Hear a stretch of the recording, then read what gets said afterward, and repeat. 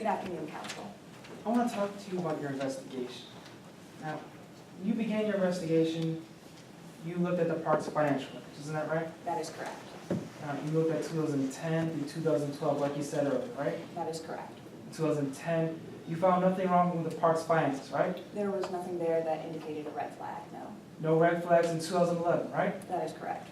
In 2012, you found some red flags. Yes, I did. That was the same year that Cameron Poole was working the ticket booth, right? To my knowledge, Cameron Poole was operating the ticket booth during the entirety of the 2012 season. Now it was that year that you found that the sales and revenue were no longer matching up, right? That's correct. Now, Dr. Kimball, when you found these discrepancies, well, you did an investigation like you said, right? That is correct. You found the fake World Tour bracelets, right? I did not personally find them. They were located by Ms. Floyd, the park accountant. You were aware that she found these fake bracelets in Cameron Poole's life, isn't that right? That is correct. These weren't with Bowman's, were they? Not to my knowledge, no. Now,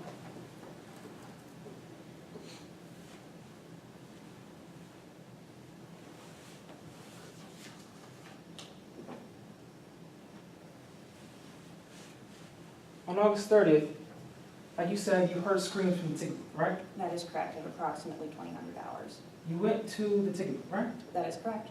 You found that Cameron Poole had robbed the park. I did not find at that time that Cameron Poole had robbed the park, no. You were aware that Cameron Poole did, in fact, rob Rockville, right? That is correct. Cameron Poole did rob Rockville on August 30th, 2012. Now you were aware that he used the knife, right? Yes. Did you ever find that knife, miss? No, I did not. Mr. Cameron Poole took it with him when he fled the park. So, no evidence, you have no physical evidence as to what the knife looked like, right? No. Now, Ms. Kimball, I want to talk about the person who got injured during this robbery, okay? Now, when Cameron Poole ran to the Tunnel of Terror, you followed after, right? That is correct. You saw Winston Thomas, right? I had not identified him at that point as Winston Thomas, but yes, I did see a figure pursuing Cameron Poole. Now, you know that Winston Thomas was the park security that was chasing Cameron Poole, isn't that right? I didn't know at the time that it was Winston Thomas, but yes, I do now know that it was him. Now, when you got to the Tunnel of Terror, you saw him hurt, isn't that right? That is correct. Now, you've known this man ever since you were a child, right? That is correct. He was my father's partner in the police force, and he was injured on the night that my father died.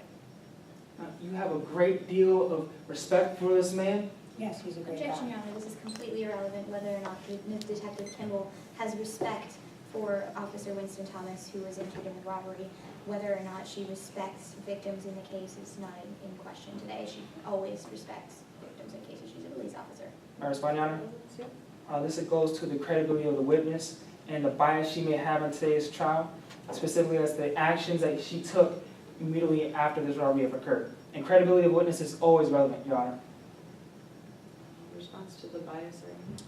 Your Honor, this, I would request that more foundation be laid as to how this history, this witness with the victim actually, or did not cause her to have bias in this case.